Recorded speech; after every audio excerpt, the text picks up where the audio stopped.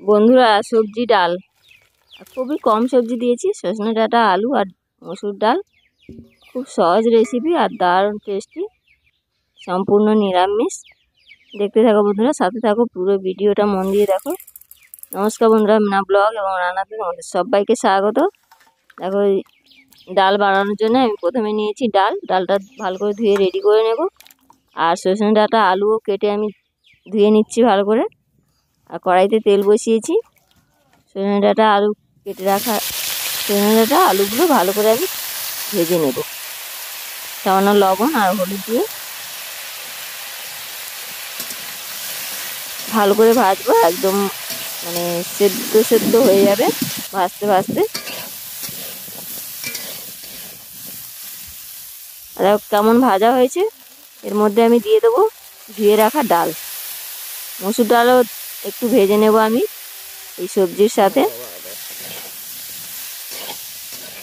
অনেকদিন পরে ভিডিও ছাড়ছি, বন্ধুরা আমাকে সাপোর্ট করে না ঠিকঠাক, তাই আমি মানে একটু ব্যস্তও আছি, তাই ভিডিও ছাড়তে একটু অসুবিধা হচ্ছে, রোজ ভিডিও ছাড়তে পারছি না।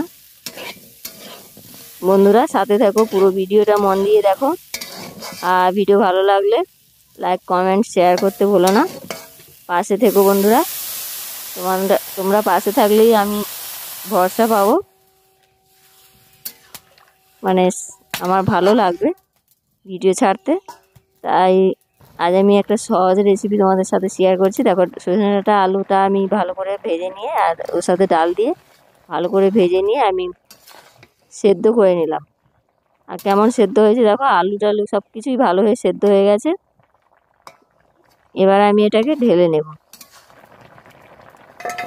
সজনে ডাঁটা, আলুটা ঢেলে নেব। আর ভালো হয়ে সেদ্ধ হলেই ঢালবো, ডালটাও ভালো হয়ে সেদ্ধ হয়ে গেছে।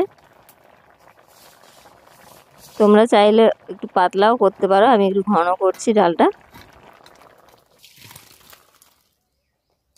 একদম নিরামিষ ডাল, সজনে ডাঁটা, আলু দিয়েছি, তোমরা চাইলে আরও সবজি অ্যাড করতে পারো। দেখো, ওই কড়াইতেই আমি আবার তেল নিয়েছি জিরে, 5 ফোড়ন আর শুকনো লঙ্কা, আর দিয়ে দেবো একটা তেজপাতা।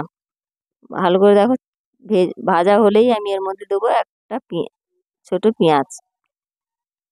পেঁয়াজ দিয়েছি, পেঁয়াজটা মানে তাড়াতাড়ি ভাজার জন্যে দিয়ে দিলাম সামান্য লবণ। এখনকার কাঁচা পেঁয়াজ বুঝতেই পারছো, একটু দেরি হয় ভাজা হতে, তাই আমি একটা সামান্য লবণ দিয়ে ভেজে নিলাম। আর পেঁয়াজটা ভাজা হতেই আমি দেবো এর মধ্যে স্বাদ মতো লবণ, লাল লঙ্কার গুঁড়ো, সামান্য হলুদ গুঁড়ো আর জিরার গুঁড়ো দিয়ে একটু ভালো করে নেড়ে চেড়ে সেদ্ধ করে রাখা ডাল ঢেলে দেবো এর মধ্যে। দেখো কেমন ভাজা হয়েছে আমার মশলাটাও তেল ছেড়ে গেছে।